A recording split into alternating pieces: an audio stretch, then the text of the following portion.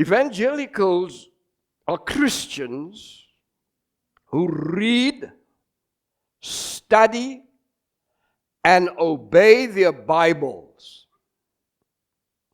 Therefore, I am sure that most of us have read 1st and 2nd Chronicles. But if we have not read 1st and 2nd Chronicles, there are 2 texts in 2nd Chronicles that many evangelicals know. The charismatic evangelicals all know 2nd Chronicles chapter 7, verse number 14, if my people who are called by my name, and we will get to that text in about 2 weeks' time or 3 weeks' time. And then in chapter 20 of the same book, we have the story of Jehoshaphat, a good king. Now, not too many people know that if they have not read 2nd Chronicles. But there was a battle, and God performed a miracle where the nation didn't have to fight, and yet they won the battle. So, the book of Chronicles is a very important book. But a lot of people are confused about, and I was also confused about it for many years, but you have to read the Bible carefully and study the Bible diligently to pick up these things. A lot of people confuse the book of Chronicles with kings. There are 2 kings and there are 2 chronicles, 1st and 2nd Kings, 1st and 2nd Chronicles. And people think that the 2 books are the same because they all talk about the kings. But you must understand that every book in the Bible has a message. Every book in the Bible has a purpose. And in the case of Kings, where we have the stories of the divided kingdom kings, the northern kingdom of Israel and the southern kingdom of Israel, which is Judah, we have the stories there. But in 2nd Chronicles, we have no northern kingdom kings listed in 2nd Chronicles. The southern kingdom in Chronicles is only dealing with the kings of Judah. So Kings and Chronicles have different messages, they have different purposes, and they are different in a number of ways. What is the message in 2nd Chronicles? In chapter 9, verse number 1, we read this in 2nd Chronicles. No, sorry, not in 2nd Chronicles, in 1st Chronicles, chapter 9. Excuse me. It says in 1st Chronicles chapter 9, so all Israel was recorded by genealogies. By the way, right from chapter 1 to chapter 9 are just genealogies and very important genealogies in Chronicles. So all Israel was recorded by genealogies, and indeed they were inscribed in the book of the kings of Israel. But Judah was carried away captive to Babylon because of their unfaithfulness. So we have in the 2nd Chronicles a celebration. It's a celebration of deliverance from Babylon. It's the Aliyah. It's the going back up to Jerusalem in the book of Chronicles. Now, the book of Chronicles was written after the exile, after Babylon. The stories in it are about the kings who were unfaithful or faithful and why they went into Babylon. So, we need to understand this. It's very important when you read the Bible and study the Bible. First Kings is a pre-exilic book, a book before they went into exile. Chronicles is a book after they came back from the exile. But the writers of Chronicles tell the stories about what happened before they went into exile. But now, here's the main point of the story. The main point of the stories in Chronicles, as the nation comes back and looks back, the story there is about how God keeps His kingdom plan and mission on track. You read about failure in Israel, but God's kingdom plan and God's missionary plan will never collapse altogether. You bring that to us today. God has a plan for us, the church I'm talking about. And God has a missionary plan for the church. But the church of Jesus Christ is failing in that missionary plan. And of course, like Israel, we deserve to be abandoned and go into captivity. But because we are not a nation, God is not dumping us in another land. But through grace and mercy, God is still keeping the church, even though we're failing Him. We're failing Him. But God is keeping us. Well, I've taken a little too much time on just my little introduction. But I'm going to just highlight the points of my sermon this morning.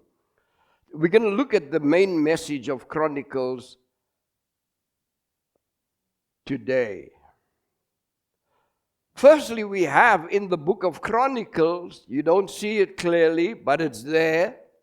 You have the identity and origin of the nation of Israel. And verse number 1 of chapter 1, 1 Chronicles says this, in that long genealogy. Adam, Seth, Enosh, Canaan, Mahalalel, Jared, Herod, Methuselah, Lamech, Noah, Shem, Ham, and Japheth. And it goes on, listing, beginning with Adam. A genealogy of the people of Judah. And what is the purpose of that genealogy? Well, in verse number 1, the purpose of the genealogy is to tell Israel who they are as persons. Where do you come from? From whom do you originate? And immediately he is saying, you originate from God's first human. You originate from Adam. Your identity is rooted in Adam. That's where you began. And it's very important that they understand that, because later on they're going to hear how among all the nations they were chosen out of all the nations, out of the human race, for a specific purpose, which we will talk about as we go on. There's another part to the origin of the nation. And the first part is their humanity. You come from Adam. The second part of their identity and origin is you come from Abraham. Now, after God had created and the world collapsed, and from chapter 1 of Genesis to chapter 11 of Genesis, you have 2,000 years of history in those 11 chapters. Early history. We have quite a bit of information there if you had to really study it verse by verse by verse. But this is what God says. I'm in the Word, in chapter 12. When you get there in Genesis, it says, and God came to a pagan by the name of Abraham. And God called this pagan who worshipped idol gods in Mesopotamia. And God said to him, I want you to head up a great plan that I have. And the plan is, I'm going to take a nation and I'm going to make that nation my missionary. I'm going to make that nation my voice in the world. Now, why did God have that plan? Let me just go back again. God made a kingdom. Genesis chapter 1, verse 1. In the beginning, God created the heavens and the earth. God created a kingdom, a vast kingdom. The whole universe is God's kingdom. He rules it. If God didn't rule the universe, if these things just evolved, they would be crashing against one another every day. And of course, we'd have more chaos down here on earth. But God created this kingdom. Satan interfered with God's plan. And there's the mystery of God. Why did God let him interfere with his plan? We can ask God a lot of questions about his mystery. We'll never know about it. You know, people have I guess when you're grieving, it's okay. Let it go. You know, people talk to the dead in the coffin. I love you. I miss you. I'm going to see you in heaven. That's all myth. But in any case, the point I was going to make is that one of the things we say, when we get to heaven, God's going to tell us everything. Well, I don't believe that. We are not going to be told everything when we get to heaven, because then we'll become like God. Well, we are godlike, but we will become equal to him to know everything. So we're not going to know everything when we get to heaven. So stop saying at funerals, I'll see you in heaven, and when we are there, we're going to know everything. God made us godlike in chapter 1, verse number 1 of Genesis. We are godlike people. You know, the evolutionists tell us we are created from animals who exist today, who are lesser than us, they say we come from them. And I can never understand is, how come we came from them, but they still the same? But in any case, that's what evolutionists believe. Genesis tells us we came from God.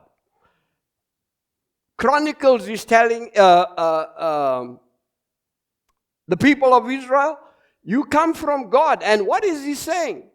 Genesis tells us that you were made in the image of God. You are godlike. You're not God. You made in the image or the likeness of God. You are godlike. Those who are evolutionists say we come from animals because we have their traits. We have the trait of a baboon or a monkey or an ape. I'm glad I don't have their looks. But the Bible tells us we are godlike. Now, we're not God, but we have the traits of God. We have personalities like God. We have spirit like God. We have intelligence like God. We have mind-boggling creative ability. There's another mystery.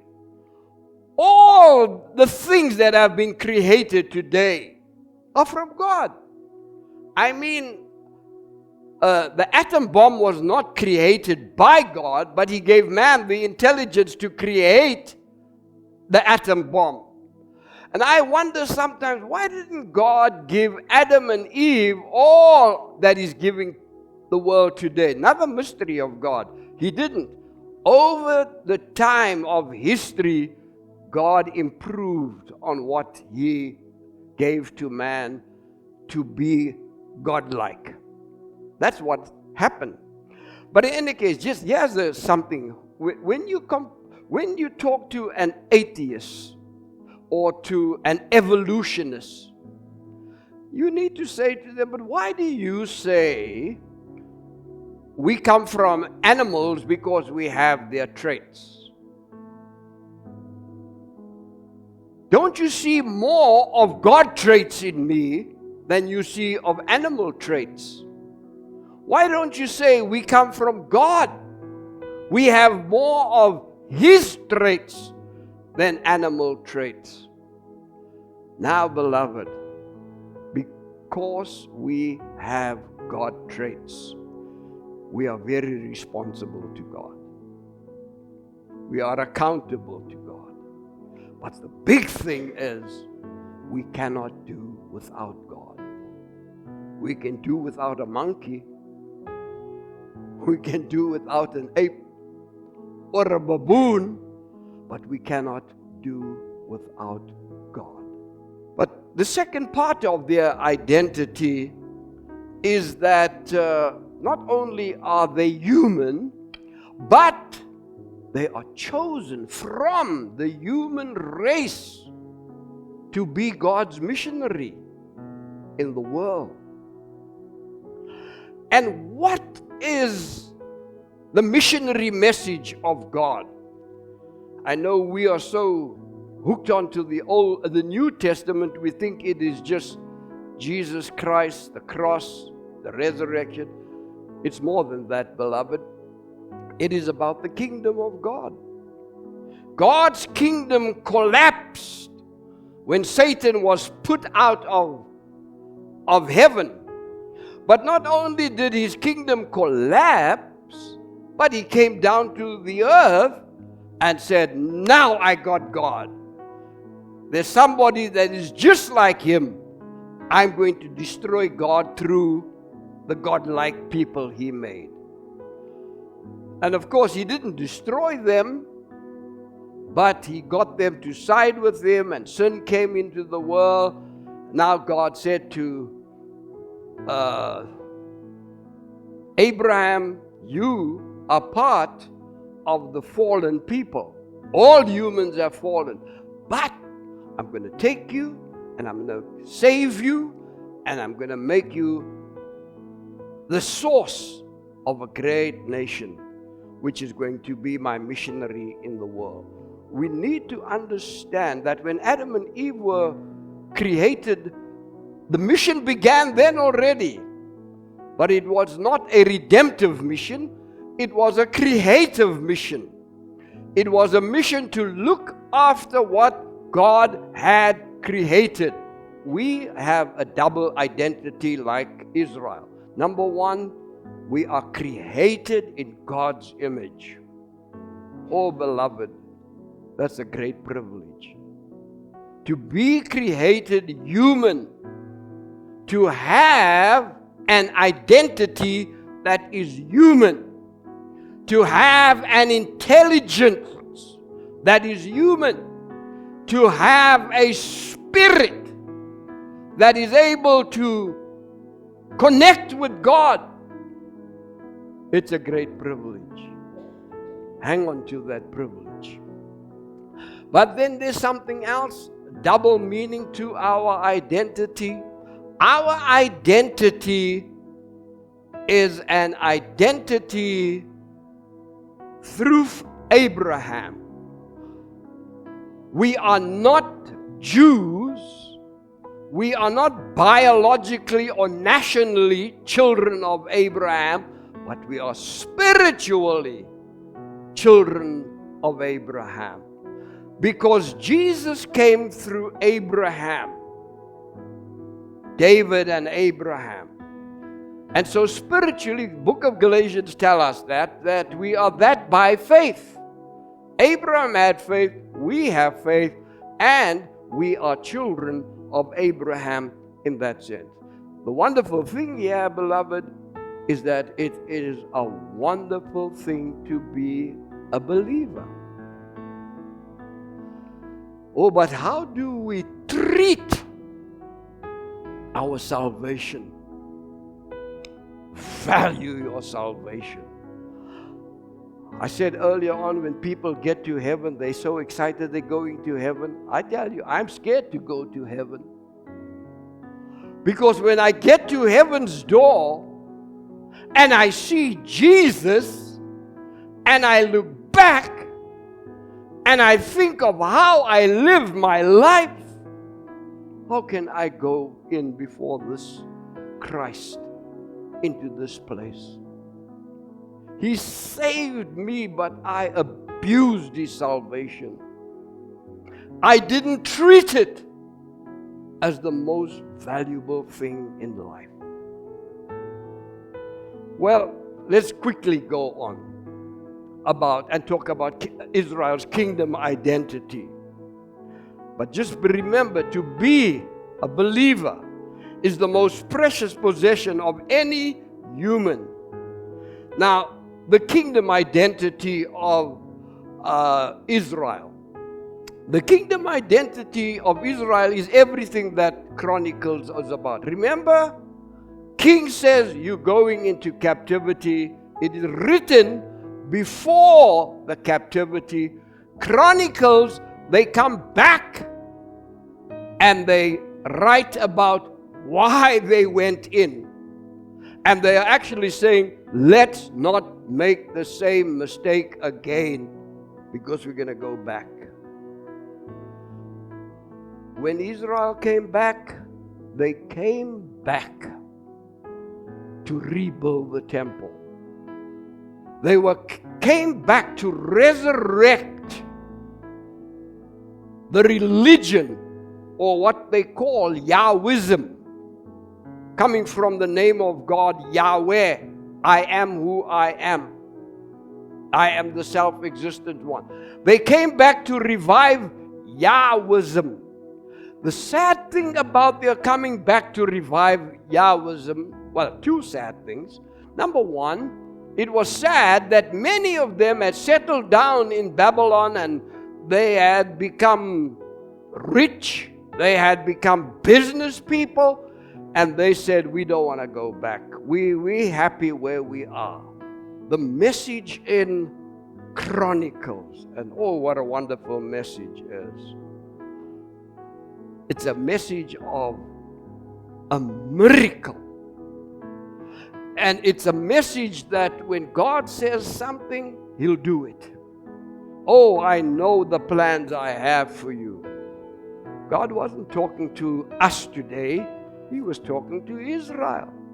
And He says, I have a plan for you. I brought you into this world, called you, made you to restore the kingdom. But you failed. You went into Babylon and you are suffering for it. But I'm going to bring you back. And God brings them back. 2 Chronicles chapter, and I'm going to close on this. It says in 2 Chronicles chapter 36.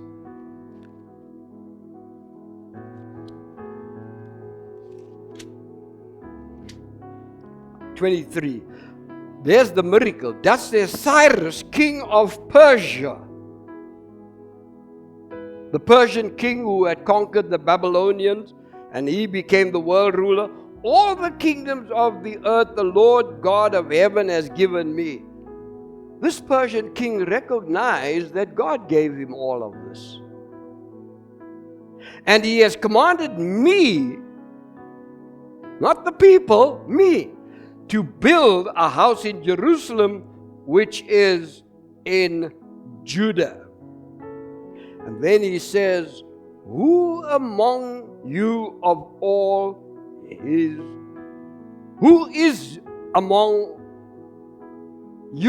all these people? Now he's asking them, who of you? What? May the Lord your God help you and let us go up. And let him go up. Aliyah. The challenge from Cyrus, a heathen king. He says, Aliyah. The Jews speak about that today. They say, let us go up. Where? To Jerusalem. Aliyah. The Christians need to be reminded of Aliyah in the Christian context. Let us go up. We are going up.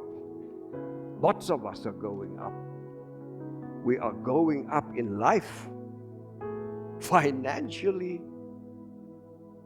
intelligently, going to varsity, and we just accumulating things. We're going up. But it is the wrong up. I trust that God will help us as we work through the book of Chronicles to see it's important that we go up.